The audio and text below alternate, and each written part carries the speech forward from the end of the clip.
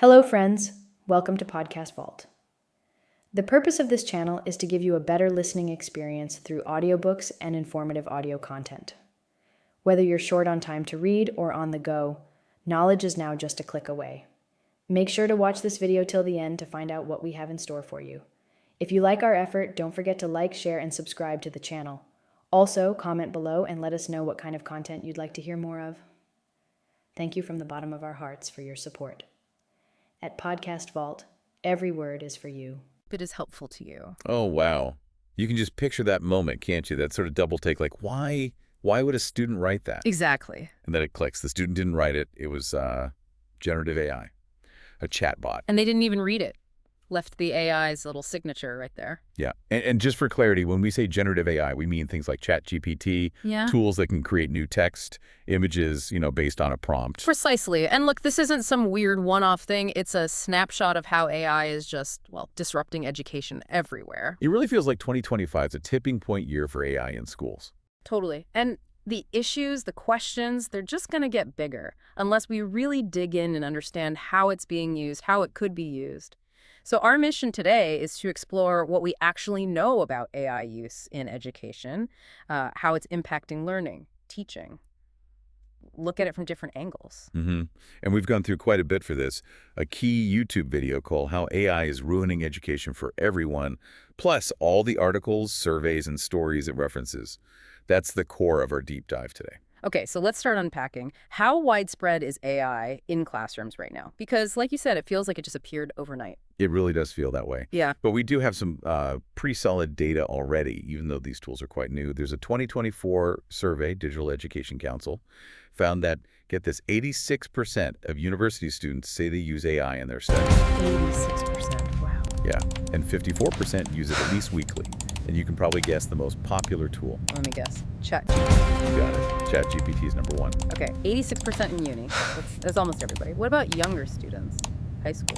Yeah, there's data there, too. A 2023 ACT study found almost half of high schoolers were using AI tools. Almost half. Again, ChatGPT leading the pack, mostly for things like language arts writing and social studies assignments. Yeah. And you have to remember, that survey was done just a few months after ChatGPT really took off.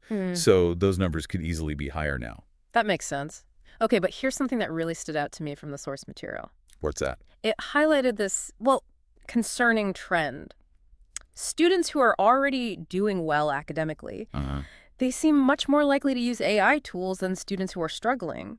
What do you make of that? Is the AI boosting grades, or is something else going on? That's a really important question, the whole correlation versus causation thing. It could just be that higher performing students are maybe more tech savvy or maybe just more proactive, looking for tools to work smarter. Right. Or, maybe it is helping their output. It's tricky. Yeah. But I think the key takeaway might be that AI seems to be acting more like an efficiency tool for students already doing well. Ah, okay. So optimizing strong habits rather than fixing weak ones. Kind of, yeah. Yeah. Which is different from just, cheating to get better grades, especially since a lot of tests are still AI-free zones. Got it. And what about catching this Turnitin, that big plagiarism checker? Yeah, the detection software. They looked at, 200 million papers since 2023, found about 11% had at least 20% AI writing. Okay, 11%. And 3% had 80% or more AI writing. But even with detection, students seem determined to keep using it. Oh, absolutely. There was another survey, Titan Partners, found 75% of students already using generative AI said they'd keep using it. Even if it's banned. Even if it's banned by professors or the whole institution. That says a lot about how useful they find it, or maybe how dependent they've become. It's not just the students, though. Teachers are using it too, right? Definitely. A 2024 survey from Study.com found 84% of teachers are actively using AI in class. 84%. And interestingly, 65% said AI actually increased their passion for teaching. Really? That's surprising. Well, there's a key detail there. That response was mostly from teachers who'd had comprehensive AI training. Ah, okay. The training makes a difference. It seems so. And that training is becoming more common. Congress actually passed the Artificial Intelligence Literacy Act back in 2023. Oh, yeah, I remember that. To support AI training in schools. Exactly. Yeah. So you've got widespread student use, lots of teachers getting trained and using it, plus government action. It all points one way. AI isn't going anywhere. It's embedding itself in education. Right. So it's here, it's everywhere. The big question then becomes, what's it actually doing to learning? Is it wrecking essential skills or maybe helping in ways we don't expect? Well, there were some strong opinions. Robert Gell, he's an associate professor at the University of Calgary. He has a pretty stark view. What does he say? He calls generative AI incredibly destructive for university teaching. Wow, strong words. Yeah, his argument is, look, the whole point of education is teaching people to be critical citizens, to read carefully, think deeply, write clearly, discuss ideas. Okay, standard goals. But AI can basically simulate all those steps. You can summarize the reading, find key points, draft the essay, even suggest discussion points. So it shortcuts the process. Completely. He initially used this analogy like using AI is like going to the gym and asking a robot to lift weights for you. Huh. Okay, I get that. But the source we looked at refined that a bit. Said it's maybe more like using steroids to lift weights. Steroids. How so? Well, you get results faster, easier, right? Yeah. But what's the cost to your natural development? Right, you're not building the underlying strength the same way. Exactly. If you just outsource all the hard work to get ahead, what happens when that tool isn't there?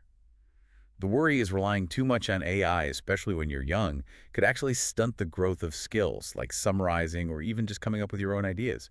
You bypass the struggle, which is where the real learning happens.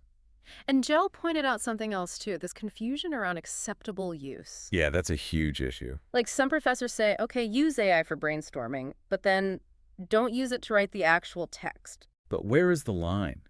Gell asks that directly. It's so fuzzy. And it doesn't help that universities are partnering with companies like Microsoft, Google, Adobe. Right, who are constantly pushing their own integrated AI tools, like Copilot. So students get totally mixed signals. Absolutely. And think about idea generation. If the AI gives you the ideas, how quickly does that just become the writing itself? Yeah, you just ask it to elaborate a bit. And boom, there's your paragraph or your essay. It potentially skips over that whole process in your own brain, the frontal cortex development for problem solving. It makes you wonder where the student's thinking actually starts and stops. But the source did add some nuance there. It said AI can enhance ideas.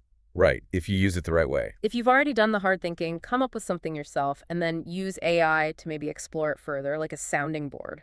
Exactly, Yeah. like having a really smart mentor or tutor. The intention behind how you use it, the prompt you give it, that seems to be key. Still, Gell sounds pretty skeptical about finding a balance. He actually said, honestly, if we ejected all the Gen AI tools into the sun, I would be quite pleased. Huh. Yeah, that suggests a bit of a bias against finding solutions, maybe. But not everyone's throwing their hands up. The source mentioned a statistics professor, Ben Pithry. He adapted. He shifted writing assignments that were easy to outsource to AI into in-class essays and quizzes, treated them more like midterm exams. So situations where you can't just pull up a chatbot. Exactly. And he apparently found it was a positive change overall. It forced students to rely on their own knowledge in that moment. That seems like a smart tactic, at least for some assignments. Probably harder for, long research papers, though. Definitely harder for those, yeah. It's a temporary fix maybe for something. Okay, so besides the skills impact, there's this other huge problem. AI just making stuff up. Hallucinations. Oh, yeah, that's a big one. The source had this really jarring story about a teacher in North Carolina, Leah West, taught since '91. Okay, experienced teacher. She gave her 8th graders an assignment on prophets. One student submission claimed, and I'm quoting here, the Christian prophet Moses got chocolate stains out of T-shirts. What? Moses and chocolate stains? Exactly. And the really worrying part, the students just accepted it, didn't question how bizarre it sounded. They maybe lacked the background knowledge or, as the source put it, the intellectual stamina to challenge it. Wow.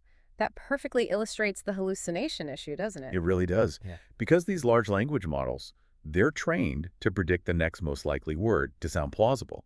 They're not trained to check facts or verify sources. So they just confidently spew nonsense sometimes. Pretty much. They make up fake citations, fake quotes, info that just doesn't exist. We've seen examples like ChatGPT giving students quotes, but with the wrong page numbers. And it's not just students getting tripped up. No. Even there was a White House report, Make America Healthy Again, that apparently included fabricated citations produced by AI. Shows a lack of checking even at really high levels. So, okay, the internet made misinformation spread faster. Now AI is basically creating fake sources out of thin air. That's a good way to put it. And for students who just blindly trust the output, Yeah, it could make them less discerning, less critical down the line. But wait, the source mentioned a potential upside here, kind of a weird one. Yeah, a possible unintended positive consequence. The idea is, if students keep finding obviously fake or nonsensical stuff from AI, They might start getting skeptical. exactly, it might actually teach them they have to double-check, they have to do their own research, and not just take the AI's word for it. An accidental lesson in media literacy, maybe?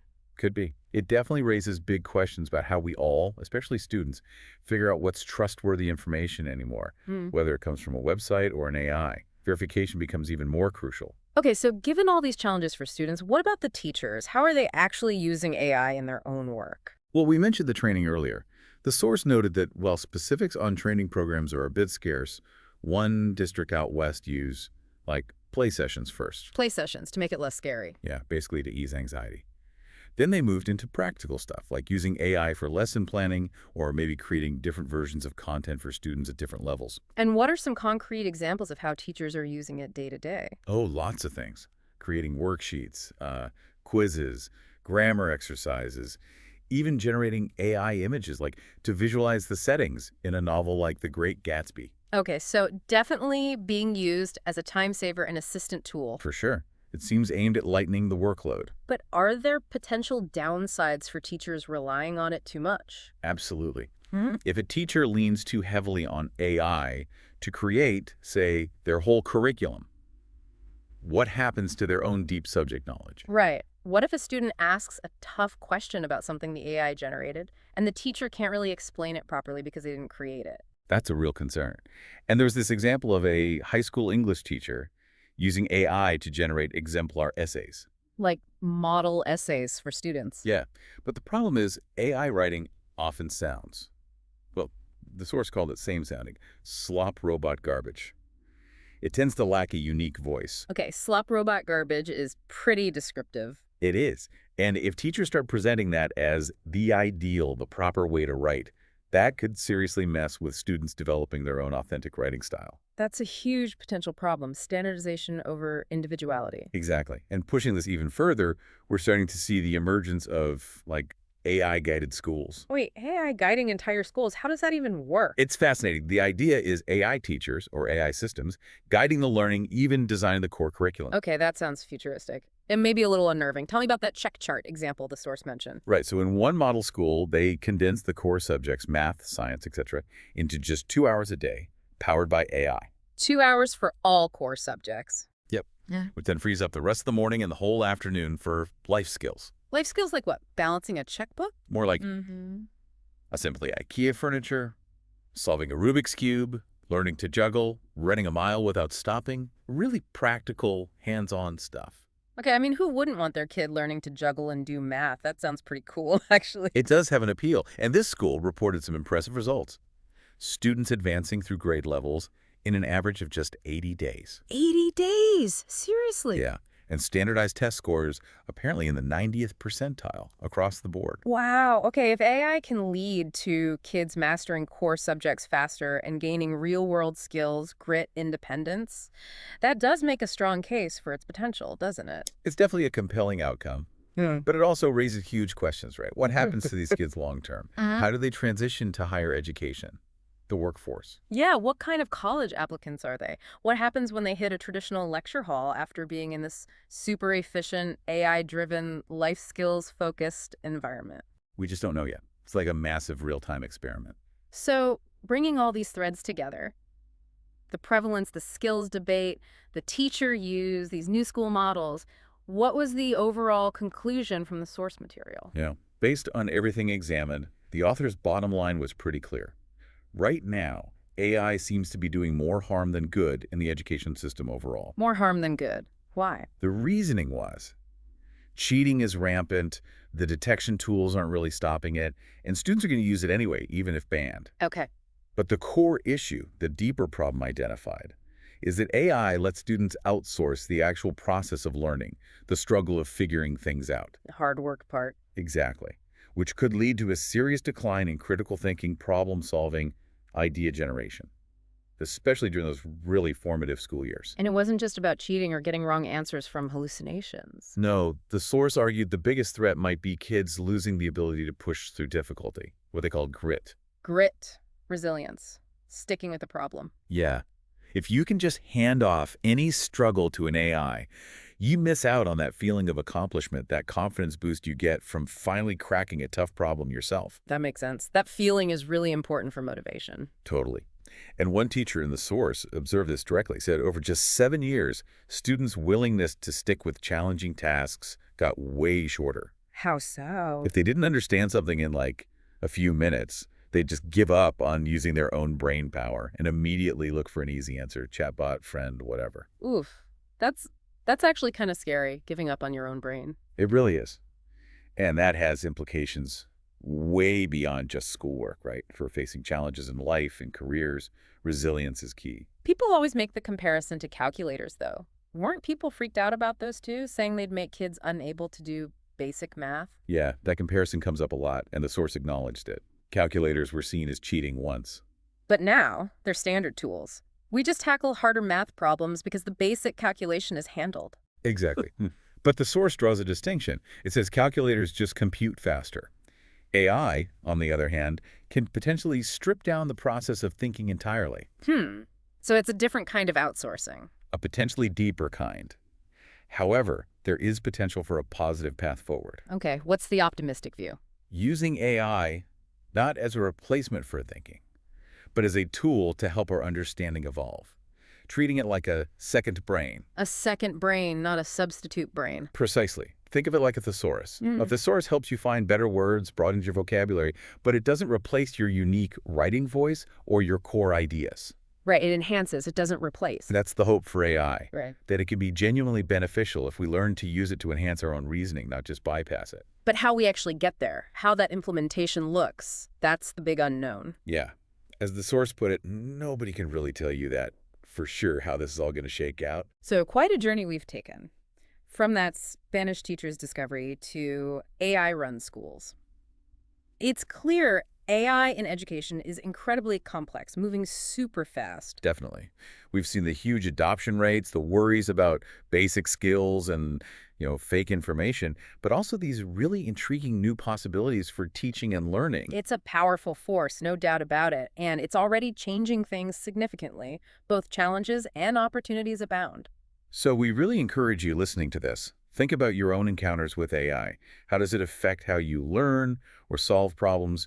What are your thoughts on where this is all headed in education? Yeah, and maybe the final thought to leave you with is this. In a world where answers seem instant, just a click away, how do we make sure we're still cultivating those really essential human qualities? Things like grit, critical thinking, that deep satisfaction of achieving something difficult through your own effort. What role should AI really play as we try to foster those things? Is it a shortcut, a genuine partner, or ultimately just a big distraction? It's probably the key question we all need to keep asking ourselves as this technology keeps evolving.